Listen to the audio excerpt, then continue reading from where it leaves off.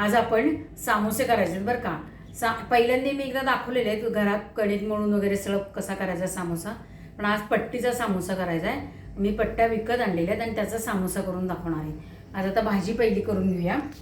तेल तापवत ठेवलेलं आहे, त्याच्यामध्ये खरं टाकत नाही फोडणीचं काही, पण आपण टाकून घेऊया थोडंसं, म्हणजे तेल गरम झाले की नाही कळतं बघा। मोहरी टाकून घेतलेली आहे, तेल गरम झालेलं आहे छानपैकी।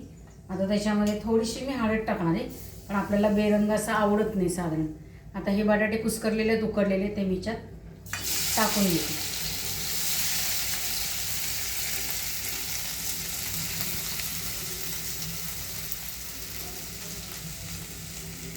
आता त्याच्यामध्ये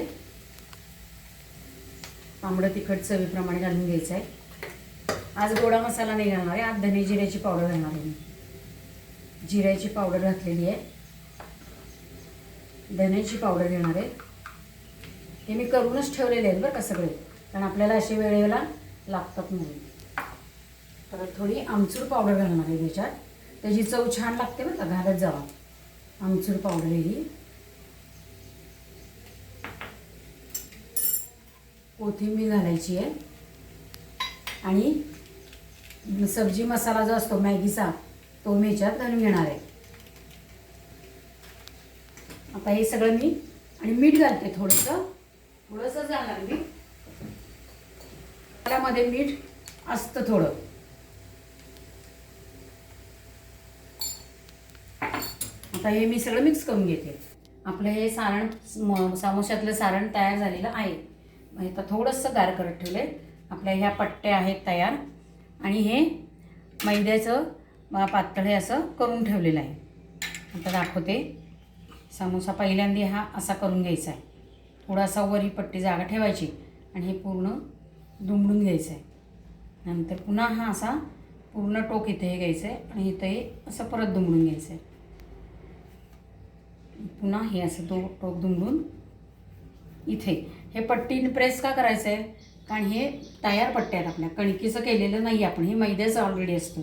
आता आपलं हे तयार झालेलं इथं मी हा मसाला भरून घेते। तयार ह्याच्यात भरून झालेला आहे।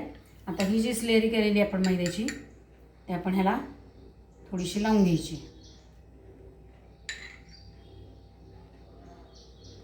पूर्ण वर टोकापर्यंत लावून घ्यायचं आणि हे पूर्ण हे असं दुमडून घ्यायचं आहे। हे असं दुमडून घ्यायचं पूर्ण। झालं, आपला समोसा अशा पद्धतीने तयार झालेला आहे। तेल चापलेलं आहे, आपण समोसे सोडून घेऊ त्याच्यात।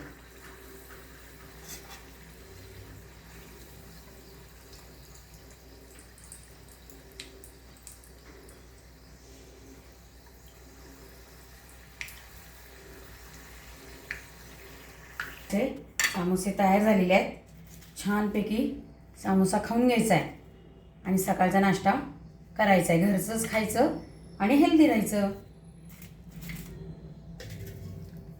लाईक, शेअर आणि सबस्क्राईब करायचं।